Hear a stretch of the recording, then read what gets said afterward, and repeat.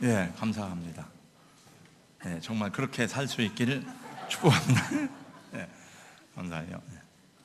여러분, 뭐 너무 심각하게 살지 마시고, 예, 건강하게, 행복하게, 예, 즐겁게 살 수 있기를 축복합니다. 예, 우린 다 천국 가는 사람인데, 천국 가면 그 기쁨, 감사, 이런 것만 생각하고, 이 땅에서는 고개 숙이고 이렇게 하는 게 아니고, 천국 백성은 땅에서의 삶도 천국을 경험하는 삶이 되어야 할 줄로 믿습니다. 가정의 달 5월이 되었는데 어린이를 사랑하고 자녀를 사랑하고 부모님을 공경하고 그 말씀 전해야 되는데, 그 뭐 절기 때마다 그런 걸 다 전하려면 제가 성경 강해를 다 할 수가 없어요. 사실은 이 말씀 속에 이 모든 것이 다 들어있기 때문에, 이 말씀 속에 부모님 사랑, 공경, 자녀 양육, 사랑 다 들어있으니까 말씀을 바르게 배우면 이 삶의 원리를 통해서 우리에게 주어지는 적용점이 확실하게 세워지게 될 줄로 믿습니다. 최근에 방영되고 있는 징비록이라는 역사 사극이 있습니다. 징비록은 임진왜란 당시에 전시에 총사령관격인 영의정을 지내고 또 도제찰사였던 유성룡이 임진왜란을 아주 몸으로 겪으면서 쓴 전란의 기록입니다. 저는 시간이 안 맞아서 잘 보지는 못하지만 가끔 볼 때가 있습니다. 어느 날 드라마를 보면서 우리 조선 군대를 보면서, 이게 우리 다 선조들의 역사인데 세상에 저런 군대가 다 있나, 싸울 의욕도 없고 전략도 없고 작전도 없고, 왜군들이 1592년 4월 14일 날 부산에 도착을 해서 5월 2일에 한양을 함락시켰으니까 옛날에 걸어서 다니던 시절에 보름 만에 무인지경으로 이 서울을 함락한 것입니다. 참 기가 막히죠. 보니까 다 여러분 알고 있겠습니다만 사실은 의병들이 나라를 구한 거나 마찬가지예요. 언제나 그런 것 같아요. 언제나 의병들이나 이 민중들이 나라를 살리고 나라를 위해서 싸우는 것 같습니다. 제 아내를 보면서 이렇게 한탄했습니다. 야, 이순신 장군 같은 지휘관이 지상군 가운데 두세 명만 있었더라도 저렇게 허망하게 유린당하지는 않을 텐데, 이순신 장군이 세계 해전사에 유례도 없는 23전 23승을 거둔 것은 물론 나라를 사랑하는 충성심도 이런 게 있겠지만은 사실은 작전의 승리가 아닙니까? 정말 그 열악한 환경을 가지고 작전을 써가지고 그 수백 척의 왜군들을 물리치고 전승을 거두었지요. 군대에서 적군과 싸워서 승리하기 위해서는 작전을 잘 짜야 되는 것이 아닙니까? 저는 공부를 많이 못해서 수송부를 지원했어요. 운전도, 옛날에는 운전도 흔한 게 아니었었어요. 그게 수송부에 근무했는데 가서 보니까 댁이 있는 사람들은 군수과에 다 가 있더라고요. 공부를 많이 한 사람들은 작전과에 가 있더라고요. 작전을 잘 짜라, 그런 얘기 같죠. 연애를 하는데도 작전이 필요하고, 부부관계에도 작전이 필요하고, 회사를 경영하는데도 작전이 있어야 하지 않습니까? 요셉이 22년 만에 형제들을 만났으니까 얼마나 반갑습니까? 이렇게 어려운 때에 자기 가정을 위해서 내가 이렇게 하나님이 이런 자를 위해 예비했구나, 내가 이제야말로 우리 집안을 살릴 때가 되었구나, 아이고 형님들 이렇게 만나니까 얼마나 반갑습니까? 그럼 얼마나 좋겠습니까? 근데 요셉은 그렇게 하지 않고 자기 형님들을 보고 간첩이라고 몰아세웠습니다. 국제적으로 이렇게 기근과 흉년이 심하고 민심이 흉흉한 때에 간첩이라는 제목으로 몰리면 그보다 무서운 죄가 어디 있을까요? 요셉이 그 형제들을 정탐꾼으로 몰아붙이는 것은 다른 것이 아니라 바로 작전입니다. 요셉이 형제들에게 작전을 걸기 시작한 것입니다. 당신들 정탐꾼들이지? 아닙니다. 아니야, 너희들은 스파이야? 아닙니다. 내가 다 안다니까. 너희들은 내가 딱 보면 모르냐? 너희들은 다 간첩이지? 그러니까 그들의 입에서 자기들의 문제가 나와요. 우리는 그런 사람이 아니고 한 아버지의 아들입니다. 형들이 피할 수 없는 문제를 던져주었습니다. 그러니까 종국을 찌른 것입니다. 그리고 3일 동안 감옥에 가두었어요. 사실 이 상황에서 감옥에 갇힌다는 것은 얼마나 큰 위험이고 두려움인지 모릅니다. 왜냐하면 간첩으로 지금 이제 오명을 쓰고 감옥에 갇혔으니까 이게 곡식을 사가지고 가는 것은 그만두고 언제 끌려가 죽을지도 모르고 어떻게 될지 알 수가 없는 거예요. 요셉이 그들을 감옥에 가둔 것은 그들에게 생각할 시간을 주는 것입니다. 한번 당신들이 생각을 해보라 이거예요. 한번 이 문제를 풀어보라 하는 것입니다. 이제 요셉이 자기 아버지와 형제들을 이곳에 불러와야 될 텐데 이제 기근이 막 시작됐는데 앞으로 5년이나 남았는데 자기 아버지 집안을 자기가 구하고 먹여 살려야 될 텐데 그 전에 해결해야 될 일이 있었습니다. 지금 자기 앞에 있는 10명의 형제들은 진실한 사람들이 아니에요. 그들이 신뢰하고 믿을 만한 사람이 아닌 것은 요셉이 누구보다 잘 알고 있습니다. 물론 이미 요셉은 형제들을 다 용서했습니다. 우리가 지난번에 말씀을 볼 때 요셉이 자기 아들을 낳고 이름을 므낫세라고 지었어요. 내가 다 잊어버렸다. 내가 다 형제들을 용서했다. 이제 이 문제가 더 이상 나를 괴롭히지 못한다. 그리고 두 번째 아들을 에브라임이라고 줬어요. 이제는 하나님이 나를 창성하게 했다. 그리고 해결받았는데 자기 형제들을 만났는데 자기가 마음만 먹으면 얼마든지 자기 형제들을 편안하게 해줄 수 있는 위치에 있습니다. 그러나 지금 이대로 그들을 만나고 그들을 도와줄 수는 없었어요.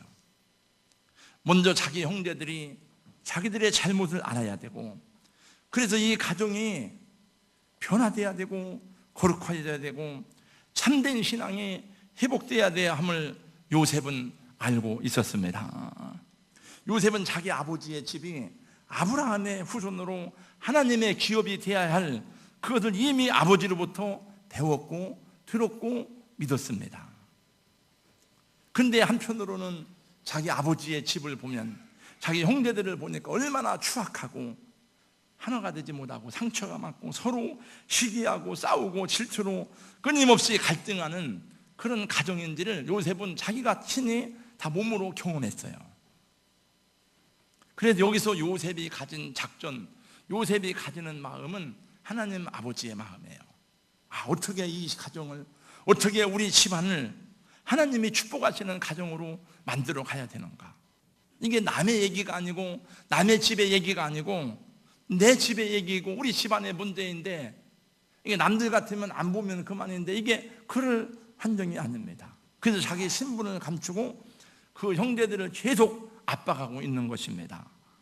형제들을 계속 압박했더니 하나씩 자기들의 입으로 스스로 고변을 하기 시작했습니다. 우리는 원래 한 사람의 아들들로서 12아들이 있었는데 하나는 없어졌습니다. 없어지긴 뭐 없어져. 지들이 팔아먹었지. 막내 아들은 지금 집에 고향에 있습니다. 우리는 다 한 형제로서 진실한 사람들입니다. 양식을 사기 위해서 여기 왔지 절대로 우리는 간첩이 아닙니다. 요셉이 다시 말했습니다. 그렇다면 고향에 있는 당신들 막내 동생을 데리고 와라. 그래야 너희들의 말의 진실성이 확인될 것이다. 그리고 그들을 감옥에 가둔 것입니다. 15절 말씀에 보면 지난 시간에 지난 내용이지만은 이렇게 합니다. 15절 한번 봉독해 보겠습니다. 시작. 너희는 이같이 하여 너희 진실함을 증명할 것이다. 바로의 생명으로 맹세하노니 너희 막내 아우가 여기 오지 아니하면 너희가 여기서 나가지 못하리라. 그리고 감옥에 가둔 후 3일 후에 요셉은 그들을 감옥에서 이끌어냈습니다. 그리고 이렇게 말해요. 나는 하나님을 경외하는 사람이다. 이게 여러분 상황적으로 안 맞는 말이잖아요. 지금 요셉의 형제들은 하나님을 믿는 사람이지만 애굽의 총리가 하나님을 믿는다는 것은 말이 안 되잖아요. 지금 근데 뭐 갑자기 이 얘기가 나는 하나님을 경외하는 사람들이다. 왜 이 얘기를 했을까요? 아마도 요셉이 최소한도 자기 형님들에 대해서 안심을 주기 위해서 그런 것 같아요. 그 하나님을 믿으니까 정말 당신들이 하나님을 믿는다면은 두려워하지 말아라 이거죠. 당신들의 하나님을 기억하시오. 하나님 앞에 정직하게 행하시오. 하나님을 경외했던 아브라함의 자손답게 행동하시오. 그런 모습을 요셉은 보고 싶은 것입니다. 상황이 이렇게 계속 되고 그들을 향한 압박이 계속되니까 그들이 비로소 자기들의 죄를 말하기 시작합니다. 21절 보세요. 21절 다 같이 읽습니다. 시작. 그들이 서로 말하되 우리가 아우의 일로 말미암아 범죄하였도다. 그가 우리에게 애걸할 때에 그 마음의 괴로움을 보고도 듣지 아니하였으므로 이 괴로움이 우리에게 임하였다. 여러분 이제 앞을 보세요. 형제들은 20여 년 동안에 한 번도 꺼내지 않았던 요셉의 얘기를 여기서 꺼내기 시작합니다. 요셉의 얘기를 하면 자기들의 치부가 다 드러나니까 서로가 알면서도 모른 척하는 거예요. 다 자신의 죄를 추적하기 시작했습니다. 그러니까 요셉이 용서하는 것도 중요하지만 형들도 자신의 죄가 무엇인지를 알아야 하는 것입니다. 그러니 요셉이 얼마나 지혜로운 사람이고 은혜가 있는 사람입니까? 나만 용서한다고 되는 것이 아니었습니다. 형제들이 자기의 악함을 알고 그 죄가 얼마나 하나님 앞에서 잘못되었는지를 알게 될 때에 형님들에게도 보게 되는 것을 요셉은 알았던 것입니다. 제가 어느 책에서 읽은 내용입니다. 서울의 어느 모 교회 여 집사님의 얘기입니다. 아버지는 어떻게 됐는지 모르고 엄마가 자기를 버리고 8살 때 도망갔습니다. 자기는 시설보수에서 자라고 악착같이 살아서 공부도 하고 성장해서 결혼도 했습니다. 그리고 어떻게 예수님을 믿고 교회 집사가 되었는데 나중에 자기 엄마 소식을 알게 되었습니다. 그래도 나를 낳아주신 엄마인데 내가 용서해야지. 예수 믿는 내가 엄마를 품어줘야지. 그리고 나서 엄마를 만나고 왔는데 엄마를 만나고 돌아와서 더 큰 마음의 고통으로 괴로웠다는 얘기입니다. 어머니를 찾아가는 것도 정말 힘들고 어렵게 찾아갔는데 가서 기도까지 해주고 왔는데 그 어머니는 하나도 변하지 않은 것을 보았습니다. 나는 용서하고 해결받았는데 엄마는 진정성이 하나도 안 보이는 거예요. 그래서 그 안에 해결되지 못하는 감정으로 인해서 가슴이 꽉 막혀서 이 집사님이 병이 들었습니다. 엄마가 잘못한 것에 대해서 용서를 했지만은 용서의 대상인 엄마가 양심의 가책도 느끼지 못하고 아무런 책임도 지지 않는 그 모습이 자기에게로 미움이 돌아왔다는 것입니다. 심리학적으로 엄마를 미워하던 감정이 나를 고통스럽게 하는 상처와 우울로 찾아올 수 있다는 것입니다. 그러니까 그냥 무조건 용서한다고 되는 게 아니에요. 저는 이건 제 개인적인 얘기예요. 하나님 말씀이 아니고. 일본 사람들을 대하는 우리나라의 정서에도 문제가 있다고 생각합니다. 끊임없이 우리는 사과를 요구해. 계속 사과를 안 한다는데 뭐 자꾸 이렇게 해요. 그리고 그 사과를 한들 그 진정성이 있는 사과입니까? 아마 제가 어려서부터 들은 얘기 같아요. 계속 그 문제 가지고 여지껏 해결이 안 됐는데 일본 사람들도 생각할 때 우리가 잘못했다.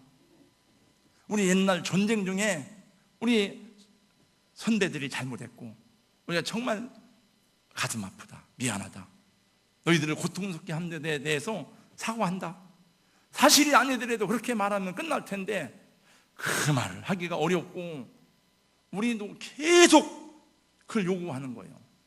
안 할 줄 알면서 요구하고 그 사과를 한다 한들 진정성이 있습니까? 그게 힘을 기르는 게 중요하죠. 힘이 있어야 되죠. 힘이 없어서 당하고 힘이 없어서 망하고 힘이 없어서 우리 할머니들이 종신대에 끌려갔는데 힘을 길러서 우리가 내일을 준비하는 게 중요하지. 일본 정치인인지 누가 그런 말을 했더라고요. 한국 사람들을 상대하는 것은 너무 힘들다 이거예요. 계속 우리가 사과를 했는데 또 하라고 자꾸 그러니 어떻게 하라는 거냐 이거예요. 그 말도 조금 인내가 있는 것 같아요. 진정한 사과는 아니지만 뭐 않는 걸 어떻게 자꾸 억지로 뭐 하겠습니까? 요셉이 형제들을 보고 형님들 내가 다 용서했어. 근데 형제들은 하나도 변한 게 없어요. 책임감도 없어요. 그렇다면 가족 관계에 진정한 화해와 만남은 성립될 수가 없는 것입니다. 남남이라면은 안 보면 그만이지만 가족이기 때문에 그런 것입니다. 그래서 이 형들은, 요셉은 형들이 너무나 인간성이 덜 되었기 때문에 기다리고 인내해야 되었던 것입니다. 그래서 하나님이 기근도 보내시고 이런 과정에 필요한 것임을 이해할 수 있어야 하는 것입니다. 그래서 참 신앙의 길은 힘들고 어려운 것입니다. 요셉이 비록 성공했지만 형제들이 하나님 앞에 바로 서기까지 기다린다는 것은 쉬운 일이 아니었습니다. 하나님의 뜻을 이루는 삶은 인내와 기다림의 삶이고 싸워나가는 삶인 것입니다. 저 높은 곳을 향하여 날마다 나아갑니다. 험하고 높은 이 길을 싸우며 나아갑니다. 정말 진실한 믿음의 길은 싸우며 나아가는 길 같아요. 어제 우리는 토요일마다 교역자 회의를 하는데 회의를 2시간이 넘도록 회의가 계속 지속되었습니다. 그 회의의 주제 가운데 하나는, 회의 내용이 길어진 것 가운데는 우리 동산교회 성도들이 다 착한데 다 좋은 사람들인데 왜 순종을 하지 않는가, 이런 문제가 나왔어요. 왜 순종을 하지 않을까?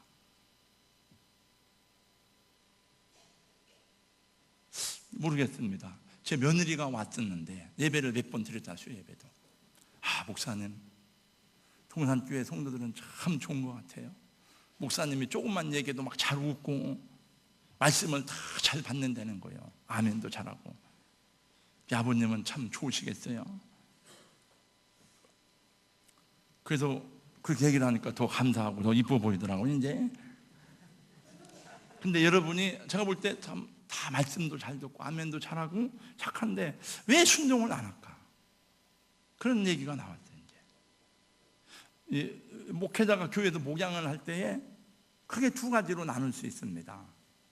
관계 중심의 공동체를 지향하는 목사가 있고, 하나는 오직 과업 중심의 목회가 있어요. 오직 성장, 부흥, 교회의 사이즈의 목표를 두는 거예요. 물론 저도 교회가 성장하길 원하지만은, 그러나 제 체질상으로 볼 때 그게 아니고, 공동체에 대해서 자꾸 성경하다 보니까 오늘 장로님이 기도할 때도 여러분들도 공동체 얘기를 많이 하더라고요. 제가 수요 예배를 고린도전서를 강의하면서 계속 공동체에 대한 얘기를 했고, 공동체의 중요성에 대해서, 공동체에서 필요한 관계가 무엇인지에 대해서 계속 말씀을 전했습니다. 근데 성도들은 그것을 감사하게 생각해서 우리 목사님의 좋은 동역자로서 목사님과 함께 사역을 같이 이루어 나가야 되겠다, 이런 생각보다는 우리가 더 편안해지는구나, 더 편안하게, 더 게을러지는 쪽으로 나가고 있다는 것입니다. 결론은 담임 목사가 무능력하다는 얘기예요. 기도원도 체크하라고 해도 제가 여러분 보고 건축 응원을 하세요, 돈을, 그런 게 아니잖아요. 그런 게 순종하는 게 아니라 기도원도 체크하라고 해도 안 하고, 뭐 이거 하라도 안 하고, 지금 매주마다 보고를 받아야 돼요. 어떤 목장은 감자 들어간, 어떤 목장은 계속 제로예요, 제로. 아마 기도를 한 주에 10분이라도 했겠죠. 목장 모임을 했으면, 여기다 했으면 제로. 그래서 우리도 그러면 지금까지 했던 시스템을 바꿔야 되지 않을까? 성도들의 삶의 질을 높이고 성도들이 좀 더 가정 중심으로 목양 생활을 하고 하면서 이것보다는 명령과 복종이라는 시스템으로 바꿔서 그냥 계속 이렇게 해야 되지 않을까? 그 마지막 주에 있는 가정 축복 주일도 없애는 게 낫겠다. 이게.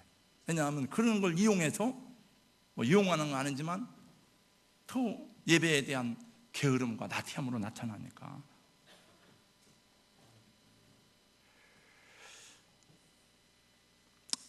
그래서 내린 결론은 그래도 효과가 좀 떨어지더라도, 눈에 보이는 효과가 적더라도 성경적인 길로 가고 바른 길로 가자. 계속 가르치고 설득하고 인내하고 사랑으로 기다리다 보면 그러면 변화가 되지 않겠느냐. 그럼 우리가 그래서 하나님 앞에 눈물로 기도해야 되지 않겠느냐, 이런 결론을 내렸어요. 저 높은 곳을 향하여 날마다 나아갑니다. 험하고 높은 이 길을 싸우며 나아갑니다. 이게 사탄하고만 싸우는 게 아니고, 사실은 많은 목회자들이 교인들하고 싸우다가 영적 에너지를 다 뺏겨버리는 거예요. 같이 힘을 합해서 이 적군을 향해서, 원수를 향해서 싸워야 되는데, 이게 당파 싸움 하듯이 교인들한테 막 에너지를 뺏기는 거예요. 이게. 그게 앞에 가면 밀어주고 땡겨주고 막 그래야 되는데, 당신들이나 잘해보세요. 관심이 없는 거예요. 제가 어제 그 얘기 하다가 청년들이 찬양대 하는데 막 불평을 했다고 그래요. 이렇게 막 즉흥적으로 막 그렇게 하고 이렇게 한 게 어딨냐. 즉흥적으로 한 게 어딨냐고. 이미 1년 전에, 6개월 전에 교회 주보가 나오고 한 달 전에 나왔는데, 이렇게. 그래서 제가 감사하다고 그랬어요. 야, 그래, 불평하고 불만스럽게 생각하는 것도 감사하다. 왜냐하면 관심이 있으니까 그런 거예요. 관심이 없는 것은요, 악입니다. 여러분, 성경에서 무관심은요, 악이에요. 여러분, 한 달란트 받은 자는 관심이 없어. 주인에 대해서, 자기가 받은 것에 대해서 관심이 없는 거예요. 그냥 관심이 없는 것이 아니고 그냥 악입니다. 오늘 봉독한 본문에 보세요. 21절에 보니까 우리에게 애걸할 때에, 이게 성경에 그런 말이 안 나왔어요. 사실은 요셉이 팔려갔는데, 우리는 다른 구절을 보면서 요셉이 얼마나 애걸을 했을까, 이거 자기들도 기억하는, 우리에게 애걸할 때에 그 마음의 괴로움을 보고도 듣지 아니하였으므로. 그전에는 그런 말을 한 적이 없었습니다. 근데 저를 보세요. 성경 보지 말고. 그놈의 자식 없으니까 편하고 좋네, 잘난 체하고 하더니 눈 밖에 났는데 잘 됐지 뭐. 속 편하잖아. 죽었는지 살았는지 알 수 없지만 아버지도 당해봐야 돼요. 이렇게 얘기하던 형제들입니다. 지금 뭐라고 말합니까? 우리에게 애걸할 때에 그 마음의 괴로움을 보고도 듣지 아니하였더니 이제 우리가 이걸 당하는 게 아니냐. 자기들이 잘못했다는 얘기예요. 진정한 회개는 아니지만은 후회하기 시작하는 거예요. 자기들의 죄를 찾아내기 시작하는 거예요. 여러분, 우리도 애걸할 때에 잘 듣지 않는 게 많잖아요. 엄마, 나가지 마. 조금만 참고 살아봐요. 엄마, 조금만 참어. 애걸하고 해도 감정대로 하는 사람이 있잖아요. 부모님의 애걸해도 말 안 듣고 제 고집대로 하는 자식들이 있잖아요. 야, 그렇게 하면 안 된다. 안 돼. 제가 보니까 우리 교회에도 부모님이 그렇게 말렸는데, 너 안 된다. 그 결혼하면 안 된다. 하면 안 돼. 그게 목회자 가정인데 지금 말할 수가 없어요. 인생이 너무 괴로운 거예요. 괴로운 정도가 아니에요. 아내가 애걸애고 사정에도 무시하고 뿌리치는 남편이 있잖아요. 목사가 애걸할 때에 들은 척 안 하고 뿌리치는 집사님, 군사님들도 있잖아요. 나중에 후회하게 될지도 모릅니다. 이 요셉의 형제들은 지금 이 순간에도 이제 서로가 핑계를 대는 거예요. 루벤이 말한다. 그러게 내가 뭐라고 했느냐? 내가 그러게 살려주자고 했더니 니들이 팔아먹지 않았느냐? 저도 똑같이 죄를 졌지 뭐 자기가. 그거 얘기를 하니까 요셉이 못 알아듣는 줄 알고 지금 지들끼리 막 하는 거예요. 요셉은 다 알아들어요? 못 알아들어요? 다 알아들어요. 왜? 그래서 그들 사이에 통역을 세워서 다 통역을 했는데 요셉은 똑똑한 사람이고 또 다 히브리 말을 알아들으니까 다 그럼 보니까 자기 얘기를 하고 있는 거예요. 자기 옛날 자기 팔아먹던 그 얘기. 그 눈물이 막 감동이 복받쳐서 눈물이 나는 거예요. 근데 총리가 간첩들 앞에서 울면 안 되잖아요. 간첩은 아니. 그러니까 빨리 울 곳을 찾아가. 나중에 성경 보다 보면 울 곳을 찾는 데가 많아. 어디 울 데가 없는가? 그래가지고 나가서 막 한참 울고 나오는 거예요. 이제 막 울고 이제 그 다음에 아누른처럼 막 눈 닦으면 오는 거지 또 이제. 자기 자신의 지난 날을 생각하니까 감동이 북받쳐서 눈물이 나고, 자기 형제들을 보니까 불쌍하고 애처로워서 울고. 참 요셉은 눈물이 많은 사람이에요. 이것이 예수님의 사랑입니다. 예수님 우리를 이렇게 대하시고 사랑하셨습니다. 여러분, 주님이 저와 여러분 때문에 울고 계신 것을 아세요? 주님이 오죽하면 예수님이 십자가를 지셨겠습니까? 왜 이렇게 깨닫지 못하는지, 왜 이렇게 강팍하고 완악해서 아버지 마음을 모르는지, 왜 그렇게 주여 주여 하면서도 주님의 뜻대로 살지 않는지, 오늘 또 울고 계신 주님을 보지 못합니까, 여러분? 저는 이제 전체를 관리하니까 저도 뭐 지쳐서 그런 건 아니지만 그냥 기도하고 안타까운 마음 있지만, 우리 전도사님은 일일이 다 신방 다니고 막 애처롭게 하다가 보니까, 그러니까 더 가슴이 아프니까 그래. 오늘 아침에 새벽 예배를 마치고 집에 갔더니 참 충격적인 소식이 또 왔어요. 우리 교회에 박은하 자매라고 있어요. 아직 세례도 못 받고, 또 세례 받으라고 했더니 잘 모르겠다고 안 받고, 성경 공부하지도 잘 안 하고, 그래도 아기를 데리고 교회는 공동 나오는데, 이제 교회에 나와서 유아실도 누가 관리자가 있어야 돼요. 유아실도 핍박을 당했는지 어쩐지 또 이제 그렇고. 그래도 이제 만나면 반갑고, 저는 잘 믿음 생활은 잘 못해도 그 자매를 보면 이쁘고 사랑스러워. 왜냐하면 우리 아들하고 나이가 똑같더라고요. 그냥 딸 같아요.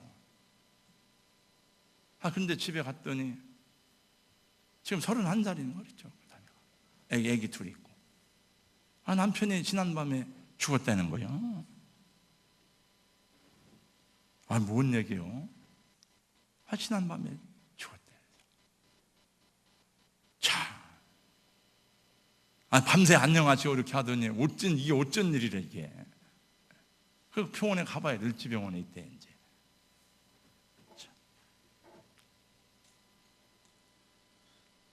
아버지, 당신의 마음이 있는 곳에 나의 마음이 있기를 원해요.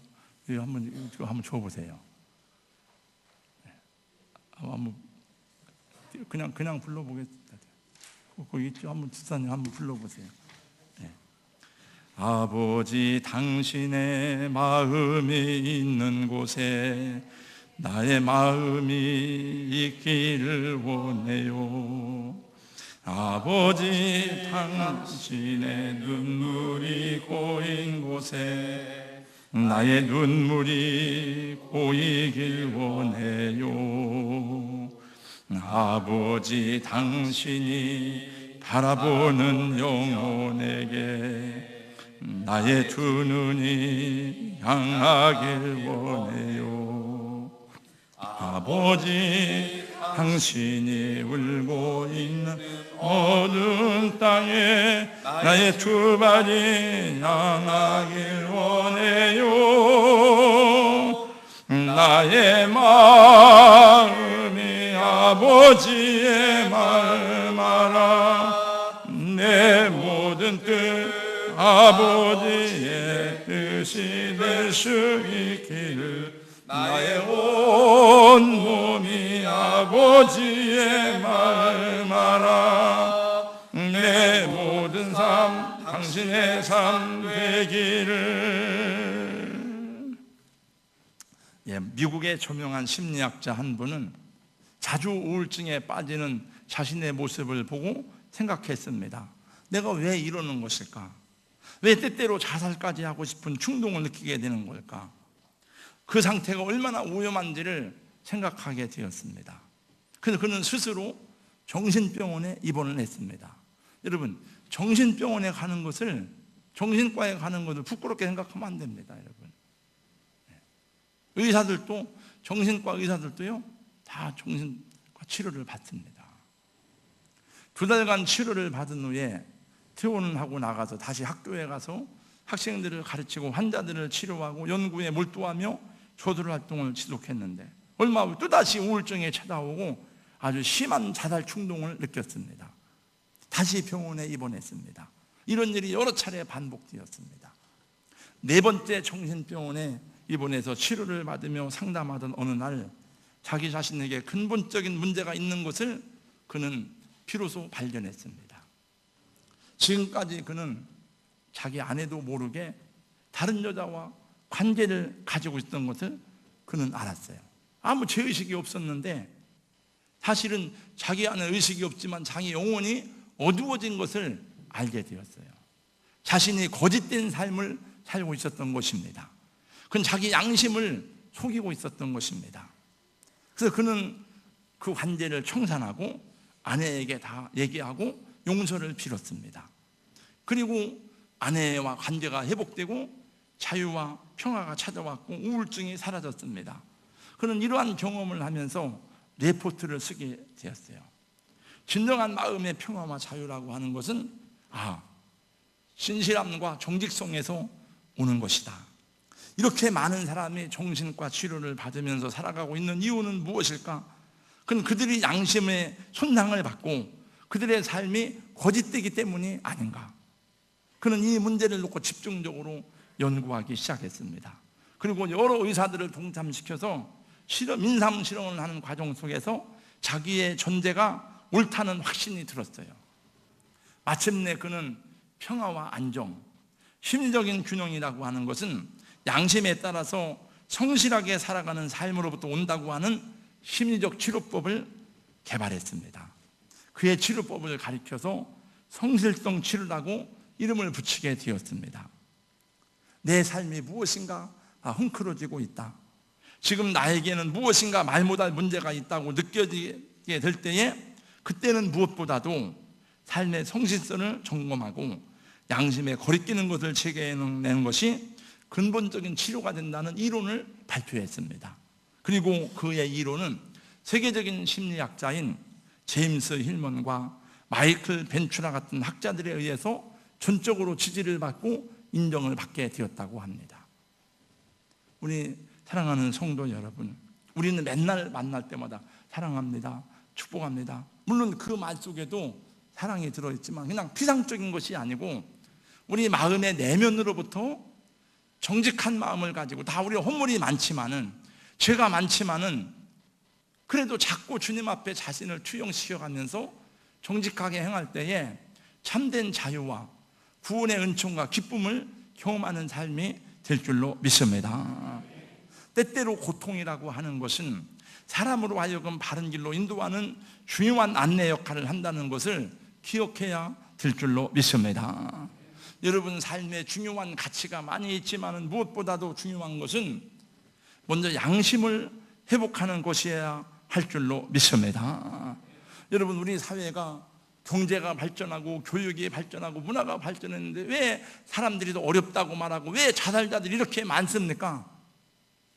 근본적인 문제를 감춰놓고 계속 경제를 얘기하고 계속 문화를 얘기하니까 그런 것이 아닌가 싶은 생각이 들어요.